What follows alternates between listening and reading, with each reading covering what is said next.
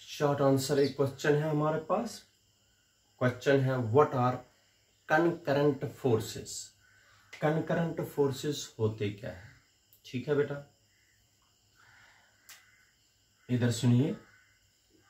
अगर ये एक पॉइंट है, if this is a point और ए पार्टिकल, इस पॉइंट पर या पार्टिकल पर तीन फोर्सेस साइमल्टेनियसली एक्ट कर रहे हैं, 1, 2 और 3। This is F1 vector, F2 vector and this is F3 vector. This is a particle. Those forces which are simultaneously acting at a point or a particle whose vector sum is 0, whose vector sum is 0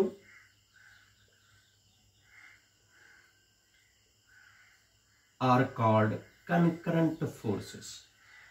concurrent forces बेटा वो forces होते हैं जो simultaneously एक point पर या एक particle पर एक्ट होता है, जिनका वेक्टर सम 0 हो। ऐसे फोर्सेस को बोलते हैं concurrent forces. Those forces which are simultaneously, एक साथ, are acting at a point, are acting at a point और a particle whose vector sum is 0 are called concurrent forces. ऐसे तीन फोर्सेस हैं जो एक ही पॉइंट पर एक्ट होते हैं साइमल्टेनियसली। अगर इनका वेक्टर सम 0 हो then they are called concurrent forces. अब यही मैं दिखाऊंगा कि इनका वेक्टर सम 0 होता है। देख लीजिए इस डायग्राम में, यहां पर मैं बताता हूं। This is force F3 vector, this is force F1 vector and this is force F2 vector। ठीक है बेटा, आप देख लीजिए ध्यान से।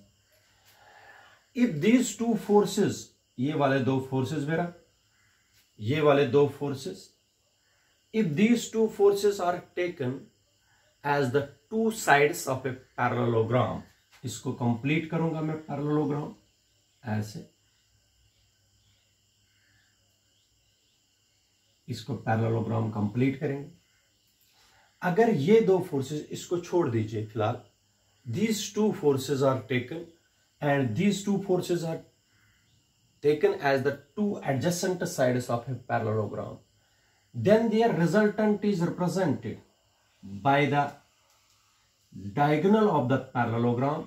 दिस इज रिजल्टेंट, और ये रिजल्टेंट होगा बराबर R vector is equal to F vector plus F2 vector. ये जो रिजल्टेंट होगा इन दो वेक्टर्स का, वो किसके बराबर होगा बेटा? F vector plus F2 vector. F vector plus F2 vector, ये आ गया पैरेललोग्राम का डायगोनल। ठीक है बेटा, ये पहले भी हमने किया है कि इन दो का वेक्टर सम जो होगा वो इसके बराबर, जैसे ट्रायंगल लॉ में हमने पढ़ा है, आप लोगों को पता है। अगर ये वेक्टर ए होता है, ये वेक्टर बी होता है, जो रिजल्टेंट इनका होता है ए वेक्टर प्लस बी वेक्टर होता है। ठीक है बेटा, वो इसमें भी आप कर सकते हो। अगर ये F1 है, ये भी F1 है, F1 plus F2 is equal to F1 plus F2। ये ट्रायंगल लॉ में भी हमने किया। तो इस फिगर की तरफ देख लीजिए, इस फिगर की तरफ। Now the force F3 vector, ये वाला force which is in downward direction, ये डाउनवर्ड डायरेक्शन में है, and F1 vector plus F3 vector, ये रिजल्टेंट, इसको छोड़ दीजिए, इन दो को छोड़ दीजिए, ये वाला वेक्टर, ये अपवर्ड है। इसका मतलब हो गया है सिर्फ अब पार्टिकल पर दो फोर्सेस है, एक है F1 vector plus F2 vector, नीचे खींच रहा है इसको अब F3 वेक्टर, बाकी छोड़ दीजिए क्योंकि ये रिजल्टेंट है इनका, दो फोर्सेस का इफेक्ट अकेले डालता है।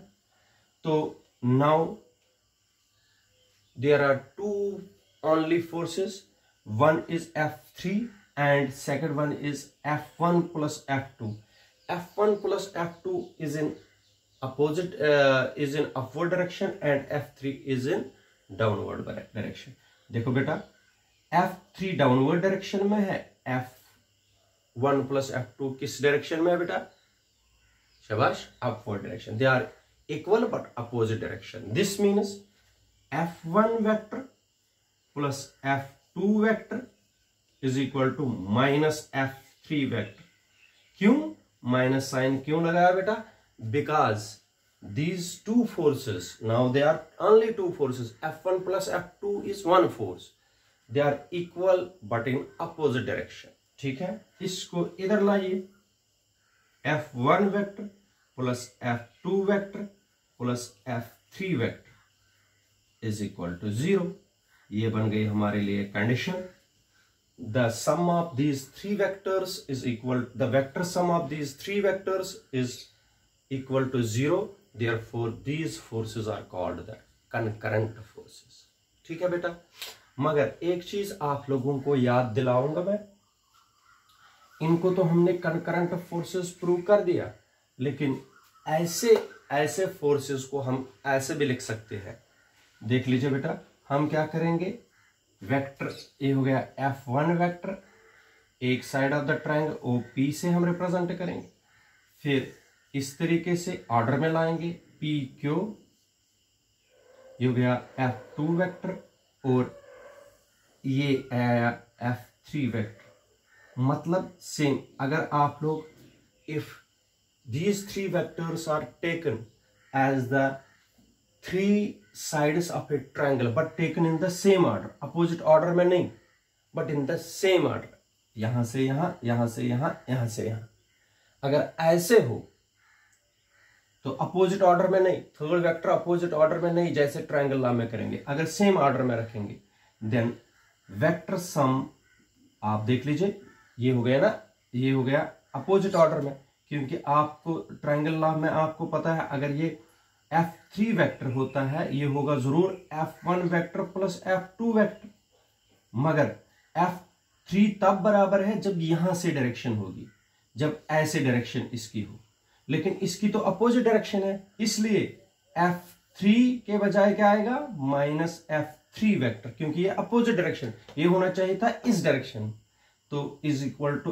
F1 vector plus F2 vector, इसलिए इनका सम फिर से F1 plus F2 plus F3 is equal to 0. इसका मतलब हो गया बेटा, अगर आप लोगों को रिप्रेजेंटेशन देनी है तो अगर इन वेक्टर्स का सम, 3 वेक्टर्स या 4 वेक्टर्स का सम हमें 0 दिखाना है, तब हम इनको सेम ऑर्डर में लिखेंगे.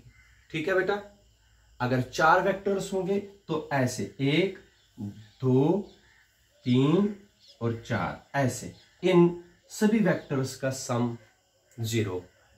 ठीक है बेटा, if we have to show the sum of the 3 vectors is 0, then we draw these vectors according to, if there are only 3 vectors then we have to make the triangle, but we have to make these vectors in the same order, then their sum is, शाबाश बेटा, कितना, 0. These are called concurrent forces and the condition for concurrent forces. याद रखा. इसके बाद है बेटा एक एडिशनल क्वेश्चन है, ये मोस्टली CBSE वालों के लिए ही है, ये CBSE वालों के लिए है. State Lami's theorem. Lami's theorem,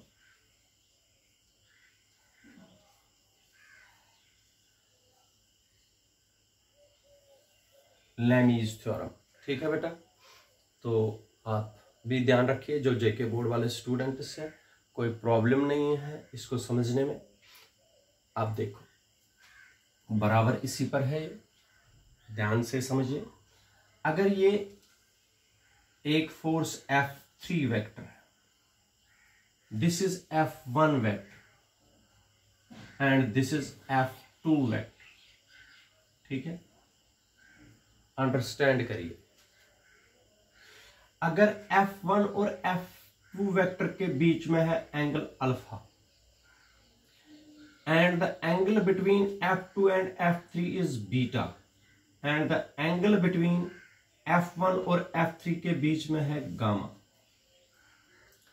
then याद रखना, then according to Lami's theorem F1 upon F1, इस फोर्स को छोड़ दीजिए, इसको छोड़ दीजिए, F1 को छोड़ दीजिए, F1 के बाद में कौन सा बचे फोर्स F3 और F2 और इनके बीच में एंगल कितना है बीटा, तो F1 upon sine beta is equal to, शाबाश, फिर F2 मैग्नीट्यूड ऑफ F2 हो गया F2 अपॉन, इसको छोड़ दीजिए, फिर कौन सा आया F1 और F3 उनके बीच में एंगल गामा हो गया F2 upon sine of gamma, ठीक है बेटा। तो और एक, शाबाश, F3 को छोड़ दीजिए, फिर कौन सा है F1 और F2 लेकिन angle alpha, F3 upon sine of alpha, याद रखा बेटा, इसको बोलते हैं लैमीज थ्योरम, ठीक है। ये एडिशनल क्वेश्चन है, आपको अंडरस्टैंड करना है, कोई मुश्किल नहीं है। Lami's theorem states that if a particle is under the effect of three forces which keeps this particle or body in equilibrium, then ratio of force to the sine of angle between other two forces remains same. फिर से बताता हूं बेटा, Lami's theorem states that if a force is in equilibrium under the action of the three forces, then according to Lami's theorem the ratio of the force to the sine of angle between other two forces will remain constant, ये बराबर रहते हैं, इसको बोलते हैं Lami's theorem, ठीक है बेटा। इसका स्टेटमेंट कभी कभार पूछा जा सकता है। तो ये हमारा सब यूनिट फर्स्ट खत्म हुआ यहाँ पर। इसके आगे हमें पढ़ना है, अब जो आगे बढ़ना है उसको बोलते हैं फ्रिक्शन का कंसेप्ट हम पढ़ेंगे, बड़ा इंपॉर्टेंट कंसेप्ट है। ये सब यूनिट आगे है जो हम नेक्स्ट टाइम स्टार्ट करेंगे, इसको बोलते हैं फ्रिक्शन, ठीक है। Thank you.